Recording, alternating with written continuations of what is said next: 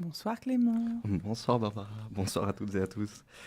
Bon, alors ce soir, un petit peu de retour à l'économie stricto sensu, la thèse, fin de thèse arrivant, les lectures de bouquins se faisant plus rares, on va dire que là, je capitalise sur ce que j'ai lu et ce que j'ai fait pendant ma thèse. Donc je vais vous proposer cette fois-ci une analyse économique et historique du capitalisme à partir des thèses proposées par l'école de la régulation.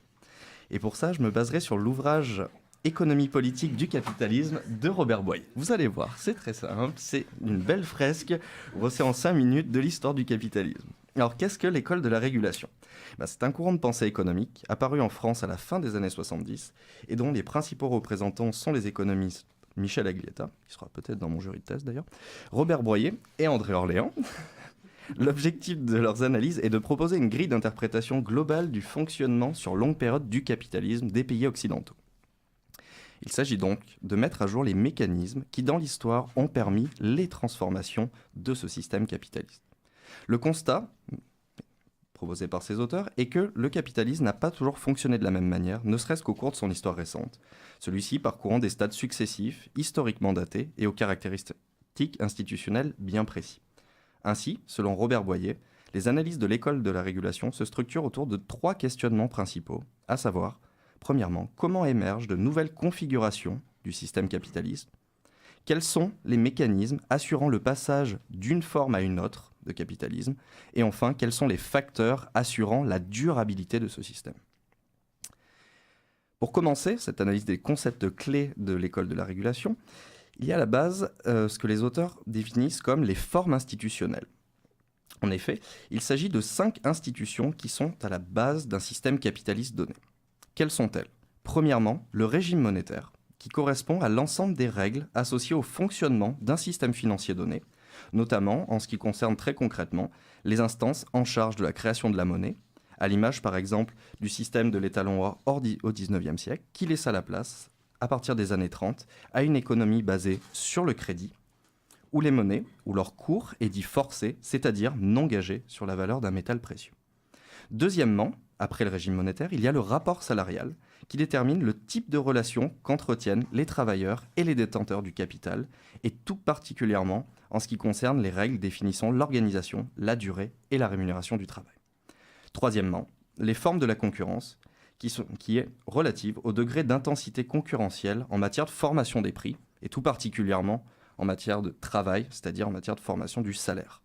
Quatrièmement, le rapport à l'État, et pour ça je vous renvoie aux analyses de Polanyi que j'avais fait le mois dernier, et qui établit les relations qu'entretiennent l'économique et le politique, selon que le système économique soit plus ou moins autonome du politique, ou au contraire géré en partie par les pouvoirs publics. Et enfin, dernier point, cinquièmement, le rapport au monde, qui caractérise simplement le degré d'insertion des États dans l'économie mondiale. Donc la conjonction de ces 5 formes institutionnelles va déterminer le mode de régulation donné d'un système capitaliste, c'est-à-dire la combinaison des différents mécanismes qui permettent la reproduction d'ensemble de ce système, et ce, compte tenu des structures économiques et sociales en vigueur. Et d'après l'école de la régulation, l'histoire du capitalisme des pays occidentaux de ces 250 dernières années a ainsi vu se succéder 4 modes de régulation principaux du capitalisme. Tout d'abord, le mode de régulation d'Ancien Régime, de la période précédant la révolution industrielle. Il s'agit principalement d'un capitalisme marchand, organisé à partir de structures rurales où la dynamique économique est avant tout dépendante de l'activité. Où l'activité économique est avant tout dépendante de celle du secteur agricole. Puis, le mode de régulation concurrentielle, typique du XIXe siècle. Celui-ci est organisé autour de l'industrie manufacturière et se caractérise par un faible degré de concentration du capital, une formation concurrentielle des prix et une régulation du système économique assurée principalement par le marché. Et pour ça, je vous renvoie encore à ce que j'avais dit sur Karl Polanyi la dernière fois pour le rapport entre l'économique et le politique. Voilà. Ensuite, troisième mode de régulation du capitalisme, le capitalisme dit de mode de régulation monopoliste, qui s'étend, lui, des années 30, avec le New Deal de 1933 aux États-Unis et le Front populaire de 1936 en France, et ce, jusqu'aux années 70, et dont la généralisation véritable débuta à partir de la seconde moitié des années 50. Il s'agit d'un capitalisme où s'établit un partage de la valeur ajoutée plus favorable aux revenus du travail, un pilotage de la conjoncture par l'État dans le cadre de politiques économiques dites keynésiennes, ainsi que le développement de systèmes d'assurance sociale. Et enfin, Dernier mode de régulation, celui qu'on connaît actuellement, le mode de régulation post-fordiste, qui est apparu à partir de la fin des années 70. Celui-ci se caractérise par une financiarisation croissante de l'économie, avec la mise en œuvre de politiques de libéralisation. C'est fou, hein, j'ai bossé 4 ans là-dessus, j'arrive toujours pas à le dire. Une politique de libéralisation des systèmes financiers, une plus grande indépendance de l'économique par rapport aux politiques, une modification du partage de la valeur ajoutée défavorable aux salariés et favorable aux revenus du capital, ainsi qu'une mise en concurrence accrue des États. Et pour finir, il est à présent nécessaire de savoir comment se produit le passage d'un mode de régulation à l'autre du capitalisme. C'est sur ce point précis que les théoriciens de l'école de la régulation proposent une théorie très intéressante des crises. En effet, selon eux, les changements de structure du système capitaliste sont essentiellement endogènes, c'est-à-dire qu'ils procèdent du système lui-même. Dans cette perspective, c'est durant les périodes de succès, de diffusion, puis d'arrivée à maturité d'une configuration institutionnelle donnée du capitalisme que se développent les dynamiques qui vont contribuer à le déstabiliser.